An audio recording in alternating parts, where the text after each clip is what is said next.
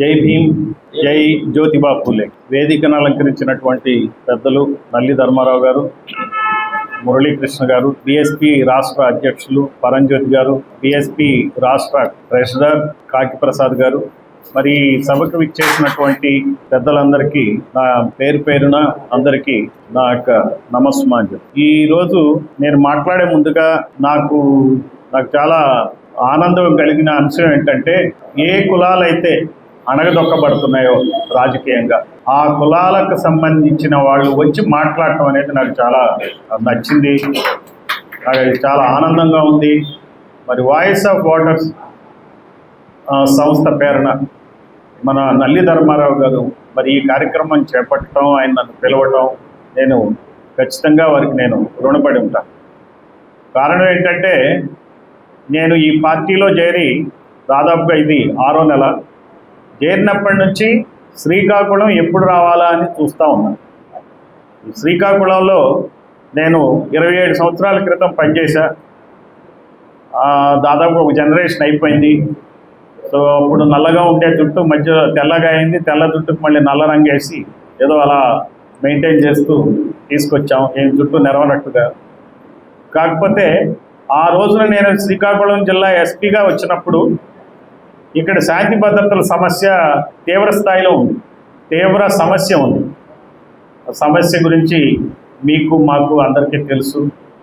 ఆ రోజున ఎంత తీవ్రమైన సమస్య అంటే, నేను జూన్ 17 నాడు జాయిన్ అయినట్టు గుర్తు. ఇది జూలై 18, 17 నాడు. దానికి ముందు జూన్ 5 నాడు నేను ఇంకప్పుడు జార్ల భారత రాష్ట్ర బంద్ జరిగింది. శ్రీకాకుళంలో నేషనల్ హైవేలో టెక్కల్ దగ్గర ఈ నక్సలైట్లు టైర్లు కోసేసి మొత్తం ఈ భారత్ బంద్ చేశారు. అసలు టెక్కలి ఊళ్ళోకి నేషనల్ హైవే మీదకి నక్సలైట్లు వచ్చి చేయటం, బంద్ అవటం అనేది చాలా యంత్రాంగాన్ని దిగ్భ్రాంతికి గురి చేసింది. అంటే అప్పుడు ఆ సమయంలో వచ్చాం. సరే, 2.5 సంవత్సరాలు పనిచేశాను నేను. అయితే వాళ్ళు ఏ సమస్యల మీద అయితే పోరాడారో, అయితే తీసుకున్న మార్గం తప్పు కాబట్టి మరి ఆ సంస్థ ఈ రోజున పెద్దగా ప్రభావం చూపలేని పరిస్థితుల్లో ఉన్నాయి. సో ఆ రోజు నుంచి ఈ రోజు చూస్తే సమస్యలు యథావిధిగానే ఉన్నాయని చెప్పవచ్చు. కొంత అభివృద్ధి చెందిన మాట వాస్తవమే. మరి విద్యాపరంగా అభివృద్ధి చెందొచ్చు, రోడ్లు మెరుగై ఉండొచ్చు, తర్వాత మార్కెట్ కమ్యూనికేషన్ మెరుగై ఉండొచ్చు. అప్పుడు శాంతి భద్రతల సమస్య మీద నేను దృష్టి పెట్టి ఎట్లా పనిచేశానో, ఇప్పుడు ఉత్తరాంధ్ర సమస్యల మీద కూడా మరి పనిచేయాల్సిన అవసరం ఉందని నాకు అనిపించింది. ఎందుకంటే ఉత్తరాంధ్ర సమస్యల్లో మీరు అందరూ మాట్లాడుతున్నారు, ఢిల్లీలో ఉన్న మోడీ గురించి, లేకపోతే ఎక్కడెక్కడ ఉన్న వాళ్ళ గురించో మాట్లాడుతున్నారు. మనలో ఇంకా దాపరికం ఉంది, మొహమాట పడుతున్నారు. అసలైన శత్రువులు ఎవరున్నారు, ఎవరు ఈ వినాశనానికి ఈ జిల్లాల్లో కారణభూతులు ఎవరు అనేది మనం మాట్లాడట్లేదు. ఎవరో ఏదో చేయాలంటున్నాం, కానీ ఈ చేయటానికి అడ్డుపడే వ్యక్తులు ఎవరు అనేది మనం స్పష్టంగా తెలియకపోతే, ఎప్పుడైనా సరే నో యువర్ ఎనిమీ అంటాడు, నో యువర్ రైవల్. నీకు ఎవరినో పెట్టుకుని మనం ఏదో మాట్లాడుకుంటూ పోతే అవి ఇట్లా ఉపన్యాసాలుగానే మిగిలిపోతాయి. దానివల్ల ప్రయోజనం లేదు. ఇక్కడ బాధలు ఉన్నాయి, ఇక్కడ క్రైమ్, పొలిటికల్ క్రైమ్ జరుగుతుంది, ఈ రాజకీయ నేరాలు జరుగుతున్నాయి. రాజకీయ నేరాలు అంటే ఏంటంటే, ప్రజాస్వామ్యం అనేది, ప్రజాస్వామ్యం ప్రజల కొరకు, ప్రజల చేత అనేది మనం అనుకుంటాం. Democracy is for the people, of the people and by the people. So కానీ ప్రజాస్వామ్యం ఫర్ కాదు, ఫార్ అయింది, అంటే దూరం అయిపోయింది. ఆఫ్ ద పీపుల్ కాదు, ప్రజల మంది కాదు, హాఫ్ ఆఫ్ ది పీపుల్ది కూడా కాదు, 15% పీపుల్దే ఈ ప్రజాస్వామ్యం. అంటే 15% మందే ఈ ప్రజాస్వామ్యంలో రాజులు, ప్రజలు రాజులు కాదు. అంటే 85% మంది ఇంకా పీడితులుగానే ఉన్నారు, బాధితులుగానే ఉన్నారు. అలానే బై ద పీపుల్ అంటే ఏంటి? They are buying the people. ఈ రోజున కొంటున్నారు. సో 10,000 కోట్లు ఖర్చు పెట్టాడు చంద్రబాబు నాయుడు ఈ ఎలక్షన్లో గెలవటానికి. మనం అది గుర్తించాలా, మాట్లాడాలా. జగన్మోహన్ రెడ్డి కూడా 10,000 కోట్లు ఖర్చు పెట్టాడు గెలవటానికి. మాకు 2.5 లక్షల ఓట్లు వచ్చినాయి. గతంలో 4-5 లక్షల ఓట్లు వస్తే ఇప్పుడు 2.5 లక్షల ఓట్లు వచ్చినాయి. ఎందుకంటే గతంలో ఓటు ఖరీదు తక్కువ, 1000 రూపాయలే. ఇప్పుడు ఓటు ఖరీదు పెరిగింది, 2000 అవుతుంది. ఒక్కొక్క చోట 10,000 కూడా ఇచ్చారట. అంటే వీళ్ళు ప్రజాస్వామ్యాన్ని కొంటున్నారు, ప్రజాస్వామ్యాన్ని కొంటున్నారు, ప్రభుత్వాన్ని కొంటున్నారు. ఇప్పుడు బిడ్డింగ్ చేస్తారు చూడండి, ఏదన్నా కాంట్రాక్ట్ కావాలనుకోండి బిడ్డింగ్ చేస్తారు. అటు చంద్రబాబు నాయుడు ఇటు జగన్మోహన్ రెడ్డి కలిపి బిడ్డింగ్ వేశారనమాట. నువ్వు 5,000 కోట్లు ఖర్చు పెడతావా?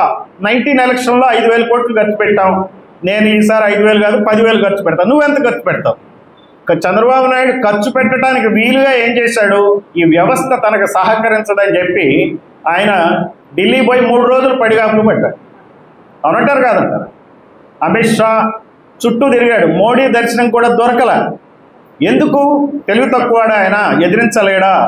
కావాలనే వాళ్ళ మెప్పు కోసం, వాళ్ళ పొత్తు కోసం ఈ యంత్రాంగం అంతా ఆయన గుప్పిట్లో ఉండాలి అనే దృష్టితో జగన్మోహన్ రెడ్డి గుప్పిట్లో ఉన్న యంత్రాంగాన్ని తన గుప్పిట్లోకి రావాలి, గుప్పిట్లోకి రాకపోయినా పర్లేదు కానీ తనకు అడ్డు అదుపు ఎవరు ఉండకూడదని చెప్పి చంద్రబాబు నాయుడు 3 రోజులు పడి పొత్తు తెచ్చుకుని అమ్మయ్య అని ఊపిరి పీల్చుకుని 10,000 కోట్లు ఖర్చు పెట్టి ఆయన ఈరోజు సీఎం అయ్యాడు. ఓడిపోయిన సీఎం కూడా 10,000 కోట్లు ఖర్చు పెట్టాడు. ఇద్దరికి తేడా ఉంటుంది, ఒక 1,000-2,000 ఉంటుంది. మరి అది ఎలక్షన్ కమిషన్ బాధ్యత, ఎవరెంత ఖర్చు పెట్టాలో ఈ ఎలక్షన్ కమిషన్ కూడా లెక్క పెట్టే పరిస్థితుల్లో లేదు. అవి ఏదో తూతూ మంత్రంగా జరిగేటువంటి ఎన్నికలుగా మారిపోయినాయి. గ్రామాల్లో మీకు తెలుసు ఎలాంటి పరిస్థితి ఉందో. ఈ రకంగా మనం చూస్తే దీన్నే నేను రాజకీయ నేరం అంటున్నా. ఈ రాజకీయ నేరానికి కారణభూతుల్ని మనం తెలుసుకోవాలా, మనం వాళ్ళని పట్టుకోవాలి. ఇప్పుడు ఉత్తరాంధ్రకు లేని వాళ్ళకి ఎంపీలు ఎమ్మెల్యేలు అవుతారు. అంటే ఉత్తరాంధ్ర లోకల్స్ గారు ఎంపీలు ఎమ్మెల్యేలు. మన శ్రీకాకుళం జిల్లాలో, పాత శ్రీకాకుళం జిల్లాలో 10 నియోజకవర్గాలు ఉన్నాయి. ఈ 10 నియోజకవర్గాల్లో ఒక నియోజకవర్గంలో ఇక్కడ లేని సామాజిక వర్గం ఏమిటి చెప్పండి? ఇక్కడ లేని సామాజిక వర్గం అయి ఎమ్మెల్యే అయింది ఎవరి పేరు చెప్పండి?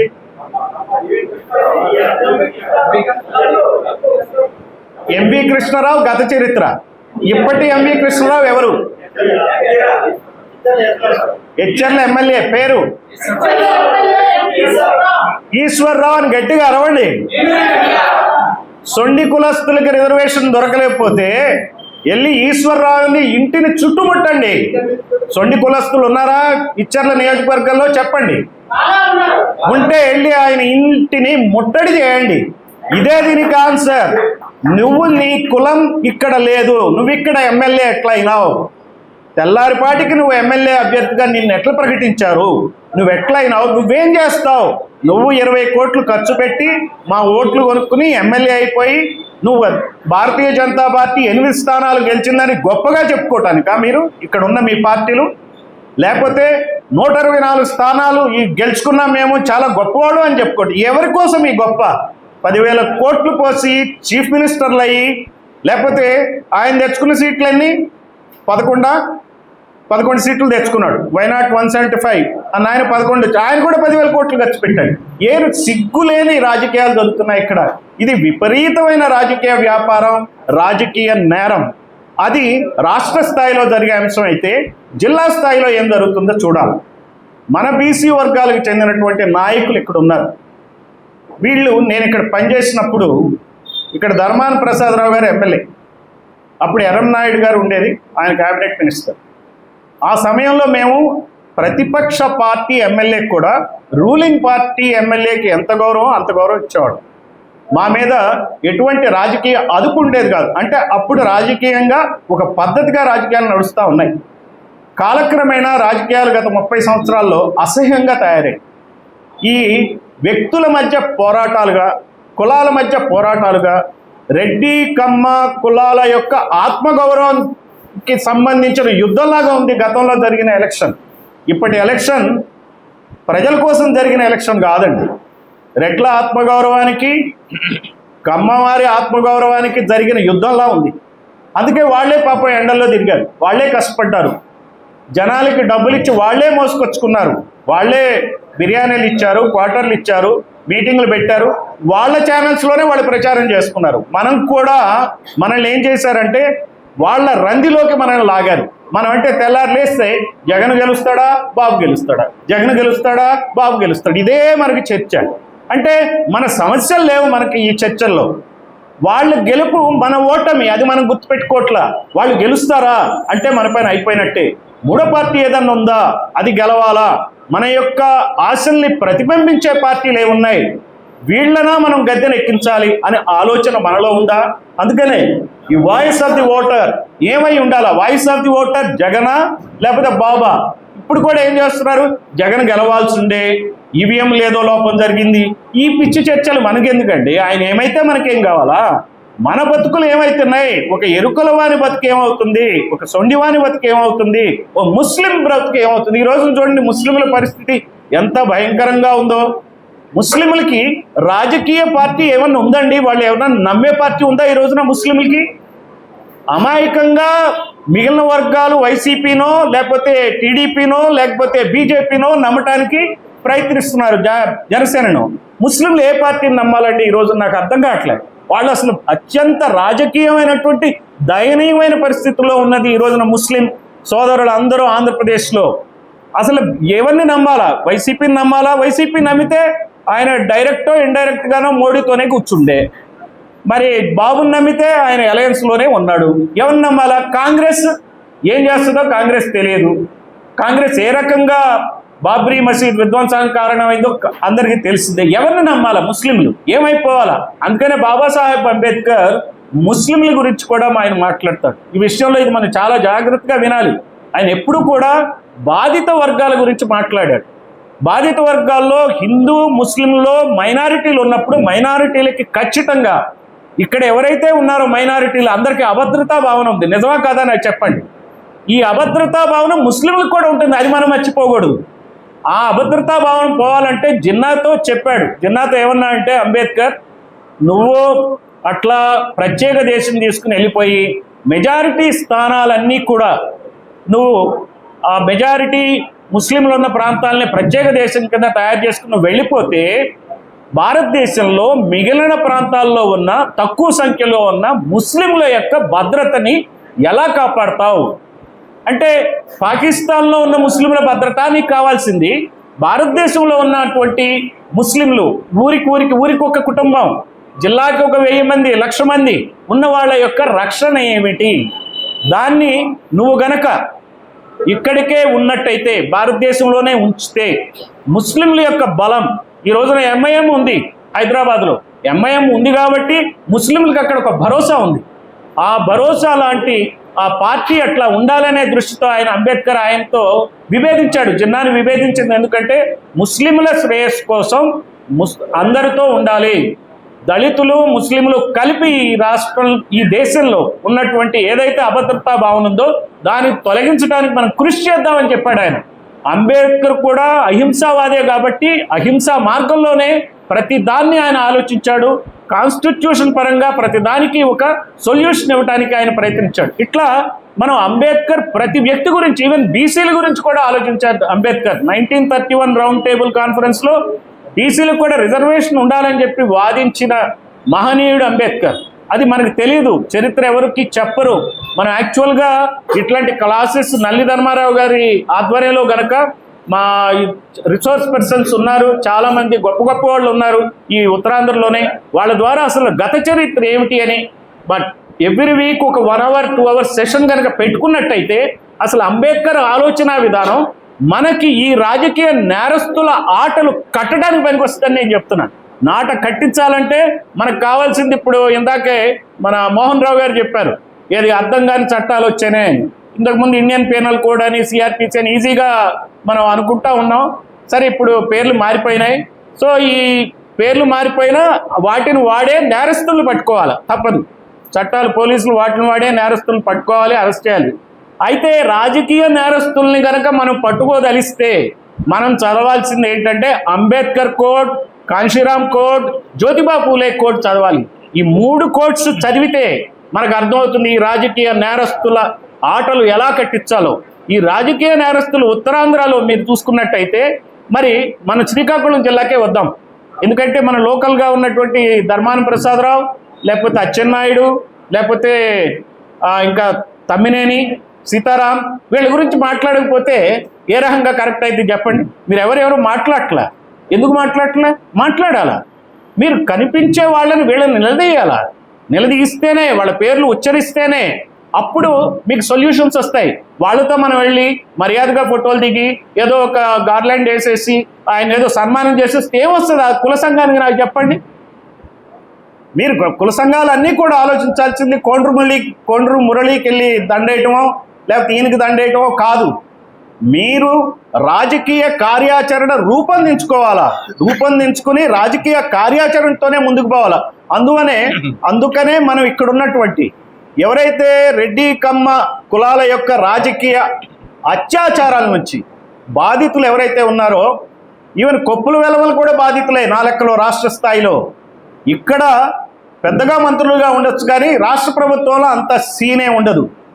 అలానే కాళింగులు కూడా బాధితులే. ఇప్పుడు ఒక్కరేనా ఎమ్మెల్యే ఉంది?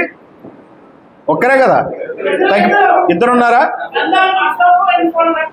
సో మెల్లిమెల్లిగా తగ్గిపోతున్నాయి కదా, ప్రభావం కూడా తగ్గిపోతుంది. ఎందుకంటే ఇక్కడ రాష్ట్ర స్థాయి కులం కంట్రోల్ చేస్తుంది. రాష్ట్ర స్థాయి కులం పెద్ద కులం. ఇక్కడ మనకి పెద్ద కులమైనా అక్కడ కాదు. అందువల్ల అక్కడ బీసీలుగానే ఉండాల్సి వస్తుంది ఆ ప్రభుత్వాల్లో.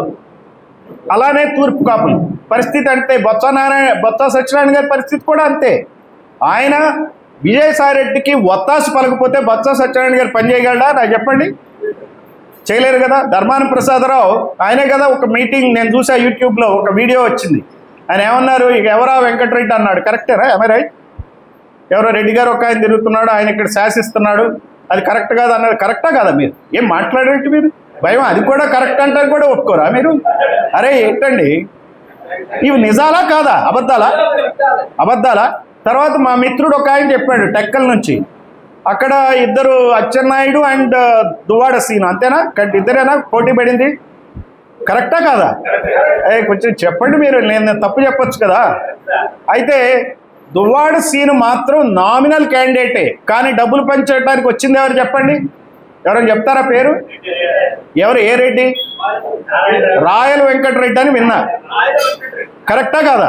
రాయల వెంకటరెడ్డి, రాయల నారాయణ రెడ్డి, కాయ నారాయణ రెడ్డి. ఓకే, కాయ నారాయణ రెడ్డి. అంటే నేను అనేది ఏంటంటే, వాళ్ళు డబ్బులు పంచినాక కూడా మొన్న ఎలక్షన్లు అయినాక ఒక సర్వే చేశారట వైసీపీ పార్టీ వాళ్ళు, డబ్బులు ఎంతమందికి ముట్టలేదు ఏమైందని.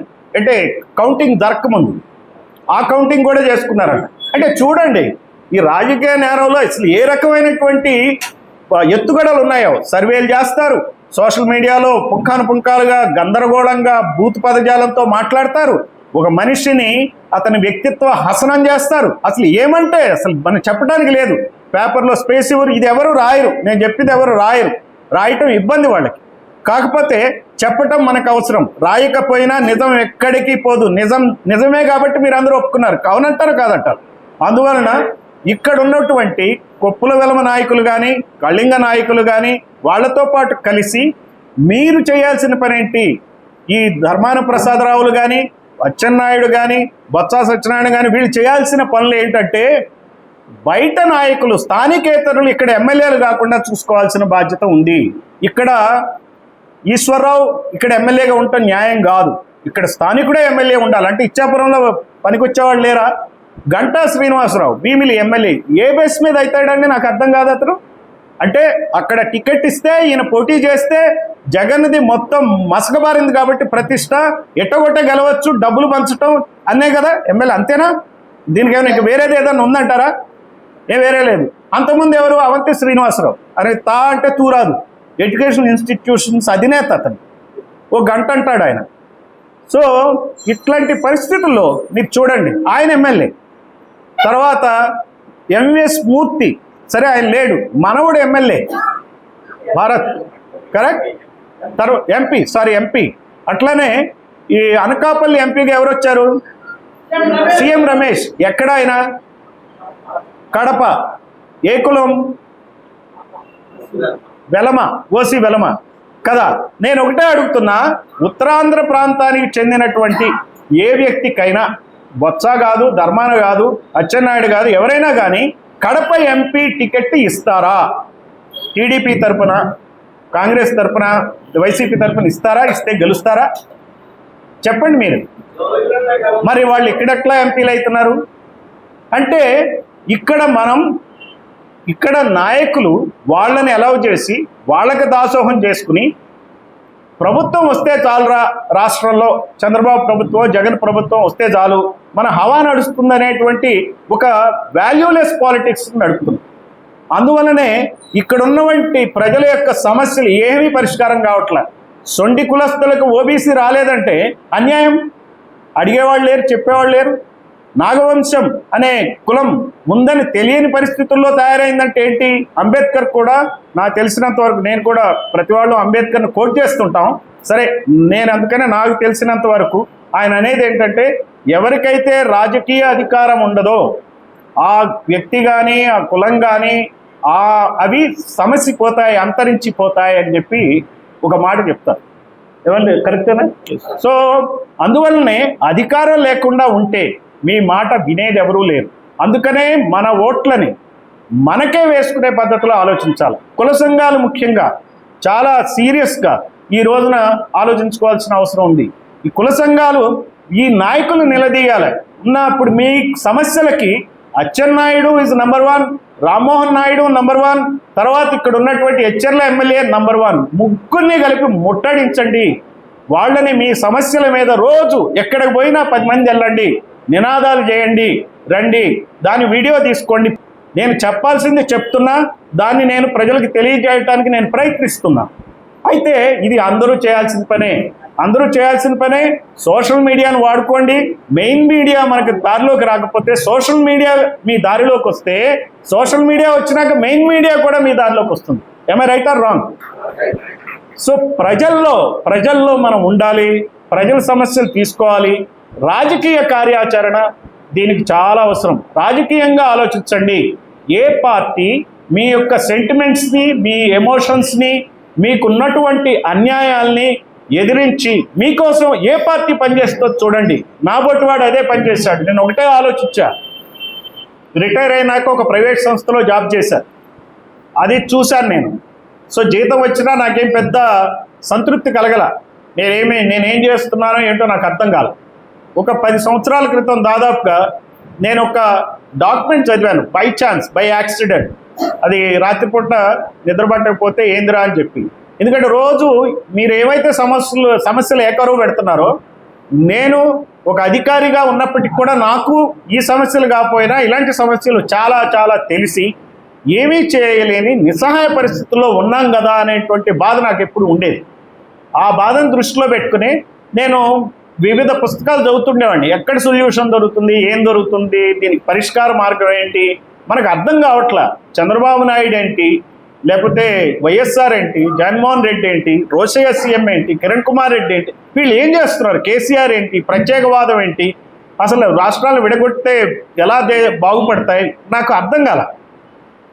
వీళ్ళందరూ కూడా ఒక విషయం మాత్రం ఖచ్చితంగా నాకు అర్థమైంది ఏంటంటే, వాళ్ళకి రాజకీయ అధికారం రావటం కోసం ప్రాంతీయవాదం ముసుకో, మతవాదం ముసుకో, ఏదో ఒక అభివృద్ధి ముసుకో, సంక్షేమం ముసుకో చూసుకోండి, ఏదో ఒక ముసుగు వేసుకుని వస్తారు. అభివృద్ధి ముసుగు అనేది పెద్ద ముసుగు. ఈ ప్రభుత్వాలు ఏమంటాయి, అభివృద్ధి కావాలా సంక్షేమం కావాలా అంటే, జగన్మోహన్ రెడ్డి సంక్షేమం చేస్తాడట, అభివృద్ధి ఏమో చంద్రబాబు చేస్తాడు. అంతేనా? ఏమై రైట్? ఇక్కడ ఏమన్నా తేడాలు ఏం లేవు కదా. కానీ ప్రజలు బాధల్లో ఉన్నారు. వాళ్ళ బాధలు ఎలా వాళ్ళకి అర్థం కావట్లే, ఎలా దాన్ని సరి చేసుకోవాలో. మేనిఫెస్టోలో ఏ పేర్లు పెడతారు, ఏమోలే వీళ్ళు ఏదో చేస్తారులే అనే దృష్టితో పాజిటివ్గా అమాయకంగా ఏదో ఒక రోజు ఆ పార్టీకి ఓట్లేస్తారు. మన యొక్క కులాల వీక్నెస్ను వాడుకుని కులాల ఓట్ బ్యాంక్ను వాళ్ళు కూడా బాగా తయారు చేసుకున్నారు. టీడీపీ పార్టీ అంటే బీసీ ఓట్ బ్యాంక్ అని, వైసీపీ అంటే ఎస్సీ ఓట్ బ్యాంక్. ఏమే రైట్? SC ST. అంతకుముందు కాంగ్రెస్ ఓట్ బ్యాంక్ది ఇటు బదలాయింపైంది. సో అందువల్ల ఇలా తయారు చేసుకున్నారు, కొంత ఖర్చు పెట్టుకుంటున్నారు, గెలుస్తున్నారు. కానీ ప్రజల సమస్యలు తీరట్ల, న్యాయంగా ధర్మంగా పాలన ఉండట్లే. ధనికుడు అవుతున్నాడు, పేదవాడు మరింత పేదవాడు అవుతున్నాడు. రిజర్వేషన్లు ఉన్నప్పటికీ గవర్నమెంట్ ఎంప్లాయ్మెంట్ తగ్గిపోతుంది. సో అన్నీ ప్రైవేటైజేషన్ చేస్తున్నారు. స్టీల్ ప్లాంట్, అక్కడ ఉద్యోగాలన్నీ ప్రైవేట్ పరం అవుతాయి, వాటిల్లో రిజర్వేషన్లు ఉండవు. ఈరోజు కర్ణాటక ప్రభుత్వం ప్రైవేట్ సంస్థల్లో రిజర్వేషన్ కావాలని చెప్పి ఒక జీవో తీసి దాన్ని మళ్ళీ అటకెక్కించి. సో ప్రైవేట్ సంస్థల్లో రిజర్వేషన్లు ఉండవు. ఏమైపోతారు? కొన్ని లక్షల మంది ఇంజనీర్లు ఉన్నారు మన దేశంలో, డాక్టర్లు ఉన్నారు, తర్వాత డిగ్రీలు చదువుకున్న వాళ్ళు ఉన్నారు, యూనివర్సిటీ నింటా పిల్లలు ఉన్నారు. ఏమవుతారు? వీళ్ళు ఏం చేయాలి? వీళ్ళకి ఏ రకమైన ఆర్థిక వ్యవస్థ వీళ్ళని ఎలా ఆదుకుంటుంది? మరి అభివృద్ధి అంటే ఏం చేస్తారు? నెట్ రిజల్ట్ ఏం చేయరు. వాళ్ళు అనేది ఏంటంటే మనల్ని ఓట్ బ్యాంకుల్ని వాళ్ళు చేతిలో పెట్టుకుని అభివృద్ధి అనే ముసుకేసుకుని, సంక్షేమం అనే ముసుకేసుకుని పాలన సాగిస్తున్నారు. కానీ మన యొక్క స్వేచ్ఛని హరిస్తున్నారు. జగన్మోహన్ రెడ్డి హయాంలో జరిగింది ఏంటి? స్వేచ్ఛను హరించటం, నిరంకుశత్వం. ప్రజలకు అది నచ్చల. అలాగే సమానత్వం దిశగా ఏ రకంగానూ పని కావట్లేదు. లేకపోతే ఇక్కడ ఈశ్వరరావు ఎట్లా అవుతాడండి ఎమ్మెల్యే? సమానత్వం ఉంటే, కుల సమానత్వం ఉందా ఈ జిల్లాలో? కుల సమానత్వం ఉంటే ఎట్లయితాడు ఆయన? ఇప్పుడు సొండి కులస్తులు ఎందుకు గారు, నాగవంశం కులస్తులు ఎందుకు గారు, మంగళ్ళు ఎందుకు గారు, చాకళ్ళు ఎందుకు గారు, కుమ్మర్లు ఎందుకు గారు? ఎన్నో కులాలు ఉన్నాయి. రెల్లి కులస్తులు ఎందుకు గారు, ముస్లింలు ఎందుకు గారు? ముస్లింలకి ఉత్తరాంధ్రలో ఎవరన్నా ఒక్క ఎమ్మెల్యే ఉన్నారా? లేరు. అంటే వీళ్ళందరూ ఏమవుతారు? అయిన కలవమే అవుతుందా ఎమ్మెల్యే? అయిన అతనే ఎమ్మెల్యేగా కంటిన్యూస్గా అతనే అవుతాడు. 3 సార్లు గెలిచాను, 4 సార్లు గెలిచాను. ఎవరికి కావాలండి గెలిస్తే? ఏమర్థం? 4 సార్లు చీఫ్ మినిస్టర్ అయితే ఏమిటట అందులో గొప్ప విషయం?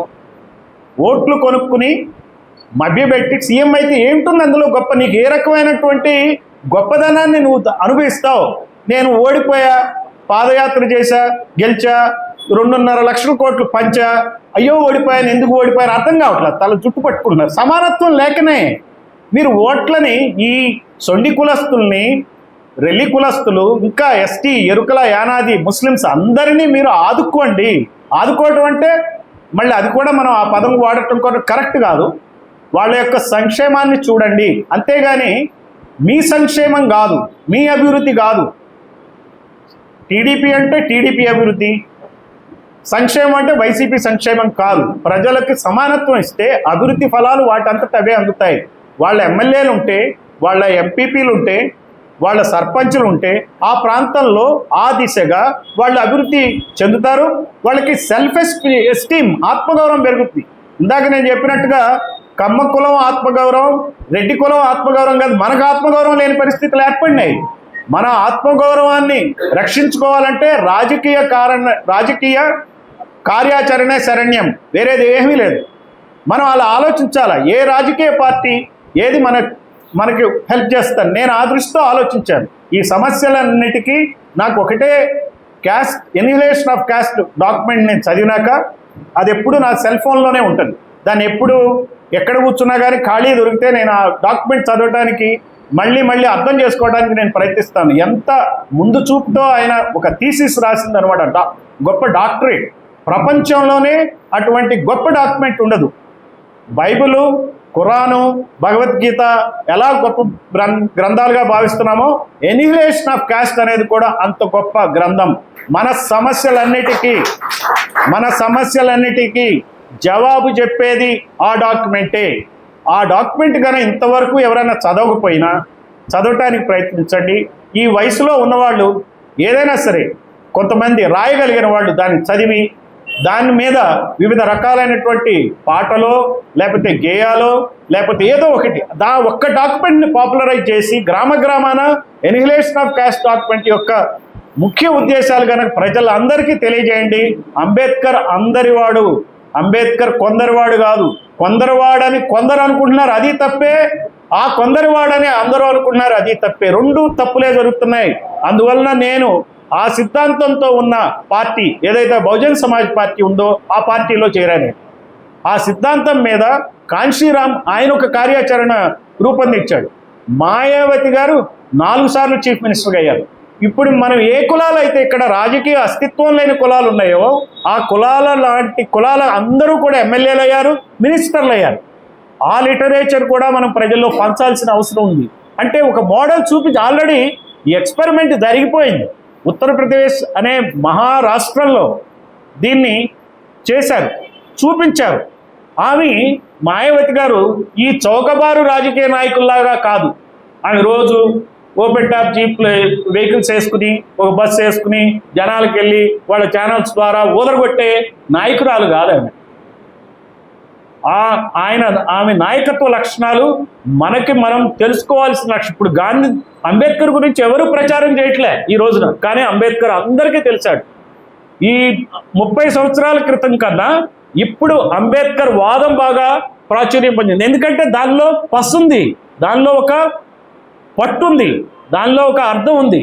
నిజం నిలకడ మీద తెలుస్తుంది. అట్లానే అంబేద్కర్ వాదం నిలబడుతుంది, మన సమస్యలకు పరిష్కారం ఇస్తుంది. మాయావతి గారి నేతృత్వంలో నేనైతే ఒక మాట ఖచ్చితంగా చెప్తా, నేను ఒక పోలీస్ ఆఫీసర్గా ఇక్కడ ఎట్లయితే ఖచ్చితంగా పనిచేశానో అదే ఖచ్చితంగా రాజకీయ పరమైనటువంటి సలహా మన మిత్రులందరికీ ఇక్కడ చూశాను. నేను నాకు తెలగ కులం నుంచి మాట్లాడారు రౌతు సూర్యప్రకాశ్రావు గారు, మంగళ కులం నుంచి డాక్టర్ అరవింద్ గారు మాట్లాడారు, తర్వాత మన ముస్లిం సోదరులు మహబూబుల్లా ఖాన్ గారు మాట్లాడారు, మరి కల్లేపల్లి రామ్ గోపాల్ గారు ఎస్సీ, అలానే షావుకార్ నాగేశ్వరరావు గారు సొంటి కులస్తులు ఆయన మాట్లాడారు. అట్లానే మంగళి కులం నుంచి తిరుపతిరావు గారు, ఎరుకల కులం నుంచి గేదెల హరికృష్ణ గారు. అంటే నేను కావాలని చెప్తున్నా పేర్లు, ఎందుకంటే నాది కుమ్మరి కులం నేను చెందిన వాడిని. బీసీనని ఆపి బీసీ అంటే ఎవరు, ఈ లెక్కలొద్దు మనకి. లేకపోతే కుమ్మర్లు కూడా శాలివాహన అని చెప్పుకోవడానికి ప్రయత్నిస్తారు. ఎందుకు వచ్చింది ఆ శాలివాహన, ఎవరా శాలివాహన అంటాడు. చెప్పంగానే శాలివాహన ఎవరు లేదా కుమ్మరుడయా, అవునా కదా? ఇదేనా మాట్లాడుకునే పద్ధతి? అవునంటారు కాదంట. అలానే అరసం కృష్ణారావు గారు, నాకు ఎందుకంటే మోహన్ రావు గారు, సో ఇంతమంది వివిధ కులాలకు చెందినటువంటి వచ్చారు, చైతన్యం కలిగిన వ్యక్తులు, ఈ అంబేద్కరిజం పట్ల అవగాహన ఉన్న వ్యక్తులు, వీళ్ళందరూ ఇట్లాంటి వాళ్ళు వచ్చారు. అంటే ఈ జిల్లాలో ఇంకా చెప్పాలంటే చాలా ఉంటుంది. ఈ జిల్లాలోనే నిజం చెప్పాలంటే గౌతు లచ్చన్న గారి ఆధ్వర్యంలో చాలా ఉద్యమాలు నడిచినాయి. గౌతు లచ్చన్న ఓ పక్క, ఇంకో పక్క ఆయన మున్నూరు కాపు సామాజిక వర్గానికి చెందినటువంటి మన శివశంకర్ గారు న్యాయశాఖ మంత్రిగా చేశారు, గవర్నర్గా చేశారు ఆయన. ఇట్లా చాలా మంది చేశారు. మనలో చాలా పెద్దవాళ్ళు, పెద్ద మనుషులు ఉన్నారు. వాళ్ళందరినీ మనం గుర్తించుకుని వాళ్ళ అడుగుజాడల్లో నడవటానికి గౌతు లచ్చన్న మార్గమా, లేకపోతే అచ్చెన్నాయుడు మార్గమా, లేకపోతే ధర్మాన ప్రసాదరావు మార్గమా, లేకపోతే చంద్రబాబు మార్గమా, లేకపోతే జగన్ మార్గమా, చూడాలి మనం ఏ మార్గాల్లో మనం ఈ జాతులకి విముక్తి లభిస్తుంది, ఈ జాతులకి సాధికారత లభిస్తుంది, ఈ జాతులకి రాజకీయ అస్తిత్వం లభిస్తుంది అనే దానిలో మనం ఆలోచించాలి. అలా ఆలోచిస్తేనే కానీ మనకి ఏ రకమైనటువంటి మార్గం దొరకదు. ఎవరో వచ్చి మన సమస్యల్ని పరిష్కరించరు. ఆ దృష్టితోనే నేను ఎప్పుడైతే ఈ పార్టీలో చేరానో, ఈ శ్రీకాకుళం జిల్లా అనే జిల్లా ఒకటి చాలా మనుషులు ఇక్కడ అర్థం చేసుకుంటారు, అపార్థం చేసుకోరు. శ్రీకాకుళంలో ఉన్నటువంటి ఈ ఉత్తరాంధ్ర ప్రాంతం అంతా కూడా ఈ బౌద్ధంలో నిండిన ప్రాంతం. ఇది మనం మర్చిపోవచ్చు. ఇది బౌద్ధం నిండిన నేల, పండిన నేల. ఇక్కడ శాలిహుండం ఉంది. మీకు ఎప్పుడో క్రీస్తు పూర్వమే దంతావక్తుని కోట ఉంది, మట్టి కోట. మీరు చూసారో లేదో, నేను వెళ్ళాను ఇక్కడ ఎస్పీగా ఉన్నప్పుడు. దంతావక్తుని కోట ఆముదాల బల్స్ పక్కన ఉంటుంది. ఇవన్నీ కూడా సో ఇవన్నీ కూడా ఇది బౌద్ధం నడిచిన నేల. అందుకని చెప్పి ఇక్కడ ప్రజల్లో శాంతి కాముకులు, అర్థం చేసుకుంటారు, సమయం ఇస్తారు. ఇక్కడ పండుగ రోజులు కూడా మా ఆఫీస్కి వచ్చేవాళ్ళు కాదు. ఇక్కడ చాలా కల్చర్డ్ పీపుల్. శ్రీకాకుళం అంటే ఏదో వేరే పిటిషన్లు వేస్తారా అని వాళ్ళు చెప్పేవాళ్ళు మాకు. అదేం జిల్లా నిన్న అక్కడే వేశారు అన్నారు. నేను ఎప్పుడు కూడా ఎవరు చెప్పినా కానీ నేను ఆ దృష్టితో చూడను, నా సొంతంగానే దాన్ని చూడటానికి ప్రయత్నిస్తాను. చూశాను శ్రీకాకుళంలో ముందు అబద్ధాలు చెప్పరు. మా ఆఫీసర్స్ ఎవరికైనా పని చెప్తే కరెక్ట్గా ఎంత పని చేసామో అంత పని చెప్తారు, చేయకపోతే చేయలేదని చెప్తారు. సో ఎలా చేయించుకోవాలో నాకు తెలుసు కాబట్టి చేయించుకుంటూ వచ్చాము. వీళ్ళే పని చేశారు, వీళ్ళే అద్భుతమైన ఫలితాలు ఇచ్చారు ఈ జిల్లాకి, శ్రీకాకుళం పోలీసులు. ఎందుకంటే శ్రీకాకుళం కల్చర్ ఈజ్ డిఫరెంట్ అండి. అసలు శ్రీకాకుళం అనేది నేను అనుకుంటాను ఈ రోజున ఇక్కడ ఇది నాకు one of the best meetings నాకు ఎక్కడైతే జరిగింది. ఎందుకంటే పబ్లిక్లోంచి వచ్చినది కార్యకర్తలు కాకుండా వివిధ కులాల యొక్క సమ్మేళనం నల్లి ధర్మారావు గారి ఆధ్వర్యంలో జరగటం, అసలు మీతో నాకు కలవటం నాకు చాలా ఆనందాన్ని కలిగించింది. ఈ రోజున ఆ రోజున ఎట్లయితే ఎస్పీగా నేను హ్యాపీగా ఫీల్ అయ్యానో, ఈ రోజున ఈ జిల్లాలో ఈ టౌన్లో ఉండి మిమ్మల్ని కలవటం నాకు అంతా ఆనందాన్ని ఇస్తుంది. నేను మనస్సుకి తోచింది చెప్పాలనుకున్నదంతా చెప్తున్నా. ఇది చెప్పటమే మార్గం. చెప్పి ఈ దృష్టితో మనం పనిచేయాలి. అంబేద్కరిజం దృష్టితో మనం పనిచేయాలి. అంబేద్కర్ పార్టీ ఎస్సీల పార్టీ అనే దృష్టితో బీఎస్పీ పార్టీని చూడొద్దు. బీసీల పార్టీ, ఎస్సీల పార్టీ, ఎస్టీల పార్టీ, ముస్లింల పార్టీ, అందరి పార్టీది, బాధితుల పార్టీ, పీడితుల పార్టీ. సో ఈ ప్రశ్నించటానికి, ఈ రాజకీయ పార్టీలని ప్రశ్నించటానికి సరైన సిద్ధాంతం ఉన్న పార్టీ. ఆ పార్టీలకు సిద్ధాంతాలు ఏమీ లేవు. ఎక్కడైనా సరే ఒక సిద్ధాంత చర్చ తెలుగుదేశం పార్టీ మీటింగ్లో జరుగుతుందండి? నాకు చెప్పండి, ఏమైనా ఉందా సిద్ధాంతం వాళ్ళకి? వైసీపీలో ఏమైనా ఉంటుందా? ఉండదు కదా. ఈ రకమైనటువంటి చర్చ ఏం చేయాలి, ఎవరు ఇబ్బందులు లేదు. నాకు ఎట్టోట్లు వస్తాయి, వాడిని ఎట్లా పార్టీలో చేర్చుకోవాలి, వాడు ఎంత ఖర్చు పెడతాడు, వాళ్ళకి ఏం పనులు చేసి పెట్టాలి, వాళ్ళకి ఏ కాంట్రాక్ట్లు ఇవ్వాలి, ఏ రకంగా మనం పార్టీలు ఈ దృష్టితో పనిచేసే పార్టీలు దీన్ని దృష్టిలో పెట్టుకుని బహుజన్ సమాజ్ పార్టీలో చేరండి అన్నాను కాబట్టి ఆ దృష్టితో మీరు నా యొక్క ఉపన్యాసాన్ని చూడొద్దు. చేరకపోయినా పర్వాలా, కానీ అదొక పార్టీ ఉంది అనే అవగాహన వచ్చినా చాలు నాకు ఈరోజు. కానీ అంతేగాని ఉత్తరాంధ్ర దోపిడీని చేస్తున్న వాళ్ళని కనుక మీరు వదిలేస్తే, నాన్ లోకల్స్ ఇక్కడికి వచ్చి రాజ్యం వెళ్తే మీరు వదిలేస్తే, ఇక్కడ ఉన్న నాయకులు వాళ్ళ అడుగులకు మడుగులు కనుక ఒత్తితే ఖచ్చితంగా ఉత్తరాంధ్ర ఇలానే ఉంటుంది.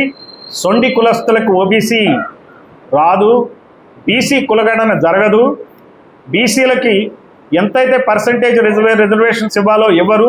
మీకు ఇంకొక విషయం చెప్పి నేను విరమిస్తాను. టీడీపీ మేనిఫెస్టో చూసారా? బీసీలకి ఏమిచ్చారో మీరు అబ్జర్వ్ చేశారా? ఏమిచ్చారో చెప్పండి. స్థానిక సంస్థలు ఇది మేనిఫెస్టో కాపీ, నేను నెట్లోంచి చూశాను. మేనిఫెస్టో కాపీ ఇది. ఇందులో ఏమన్నారంటే స్థానిక సంస్థల్లో 34% రిజర్వేషన్లు ఇస్తామంటున్నారు. స్థానిక సంస్థలు అసెంబ్లీలో 33% రిజర్వేషన్లు ఇస్తాం ఎమ్మెల్యేలకి, బీసీలకి. ఆ తీర్మానాన్ని కేంద్రానికి పంపిస్తాం అంటున్నారు. తక్కువ జనాభా ఉన్నటువంటి బీసీ కులాలు, అంటే ఇక్కడ ఉన్నాయన్నీ దాదాపుగా తక్కువ జనాభా కులాలే వచ్చాయి కాబట్టి నామినేటెడ్ పదవులు ఇస్తారట. సో ఈ తక్కువ జనాభాని ఎలా తెలుస్తుంది కులగణన చేయకుండా?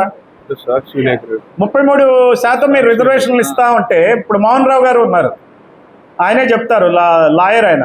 స్కిల్స్ ఈ క్యాస్ట్ సెన్సస్ చేయకుండా కోర్టు దాన్ని ఒప్పుకుంటుందా? కులగణన చేయకపోతే ఒప్పుకోదు. అలానే స్థానిక సంస్థల్లో 34% రిజర్వేషన్ అంటే ఇవ్వలేదని చెప్పే తెలంగాణలో కొట్టేసింది కోర్టు అక్కడ రిజర్వేషన్. మరి ఇక్కడ కులగణన చేయకుండా చంద్రబాబు చేసే బీసీలను తప్పుదారి పట్టించే ఒక కార్యక్రమం ఏంటంటే స్కిల్ సెన్సస్. స్కిల్ సెన్సస్ చేస్తారట, క్యాస్ట్ సెన్సస్ చేయరట. ఎందుకు? భయం. అంతకుముందు జగన్మోహన్ రెడ్డి ఐపాక్ టీముల ద్వారా చేశాడు, ఆయన బయటపెట్ల. కేసీఆర్ కూడా తెలంగాణలో చేశాడు ఈ కులగణన, సామాజిక సర్వే పేరు చెప్పి, అది ఆయన బయటపెట్ల. అక్కడ బీహార్లో ముఖ్యమంత్రి ఆయన చేశాడు కులగణన. చేసేటప్పటికి బీసీల పాపులేషన్ 10% పెరిగిందని తేలింది. చిన్న కులాలైనటువంటి బీసీల పర్సంటేజ్, అసలు పర్సంటేజ్ అక్కడ బయటపడింది. ఎస్సీల శాతం 3% పెరిగింది. అంటే 13% ఈ సమాజం పెరిగింది. 55 నుంచి 65కు వచ్చింది. మొత్తం కలిపి 65% రిజర్వేషన్లు ఇవ్వడానికి ఆయన ఒక ప్రాతిపదిక ఏర్పరుచుకుని జీవో ఇవ్వడం జరిగింది. అంటే నేను చెప్పేది ఏంటంటే, ఇక్కడికి వచ్చేటప్పటికి ఆయన ఎన్డీఏలో సీఎంఏ పాత్రధారే కదా, ఎన్డీఏలో నితీష్ కుమార్, ఈయన ఎన్డీఏలోనే ఉన్నాడు కదా. మరి ఈయన క్యాస్ట్ సెన్సస్ చేయకుండా స్కిల్ సెన్సస్ ద్వారా ఈ సమస్యలను ఎట్లా పరిష్కరిస్తారంటే ఆయన ఇవ్వదలుచుకోలే. అందువల్ల బీసీ సంఘాలు అప్రమత్తం అవ్వాలి. దీని మీద మీరు ఖచ్చితమైనటువంటి పోరాటం చేయాలి. ఈ బీసీ కులగణన జరిగే వరకు మీరు విశ్రమించొద్దు. ఇక్కడ ఉన్నటువంటి నాయకుల్ని నిలదీస్తేనే, ప్లకార్డులు పట్టుకుని తిరిగితేనే ఈ వ్యతిరేకత ఏదైతే ఉందో, ఎప్పుడైనా సరే పార్టీల్లో వ్యతిరేకత అనేది మనం ఏదో పెద్ద బంద్ చేసేసి బస్సులు గాలిస్తేనే వస్తుందని అనుకోవద్దు. వ్యతిరేకత ప్రజల్లో గనక వెళితే నెక్స్ట్ ఎలక్షన్లో మళ్ళీ ఈ గవర్నమెంట్ గెలవదు, నేను గ్యారెంటీ ఇస్తాను. బీసీ కులగణన చేయకపోతే ఈ పార్టీ నెక్స్ట్ అధికారంలోకి రానే రాదు. ఈ బీసీలను మోసం చేస్తుంది కాబట్టి ఈ పార్టీని మేము బహుజన్ సమాజ్ పార్టీ తరఫున ఎండగడతాం. బీసీ సమస్యల మీద బహుజన్ సమాజ్ పార్టీ పోరాటం చేస్తుంది. ఎస్సీ ఎస్టీ మైనారిటీ సమస్యల మీద ఒక పద్ధతిగా ఒక ప్రణాళికాబద్ధంగా చేస్తాం. నెక్స్ట్ 5 years కూడా బహుజన్ సమాజ్ పార్టీ వివిధ రూపాల్లో, వివిధ దశల్లో, వివిధ పోరాటాల ద్వారా ఈ ప్రభుత్వాల యొక్క ఏదైతే జవాబుదారీ లేనితనాన్ని ఎండగడతాం. సో ఖచ్చితంగా ప్రజలకి ఆ రకంగా సేవ చేసే దిశగా మా బహుజన్ సమాజ్ పార్టీ ముందుకెళ్తుందని చెప్పి మరి ఈ అవకాశం ఇచ్చినటువంటి నల్లి ధర్మారావు గారికి మరి ఇక్కడ ఉన్న మీ అందరికి కూడా ధన్యవాదాలు తెలియజేస్తూ సెలవు తీసుకుంటాం.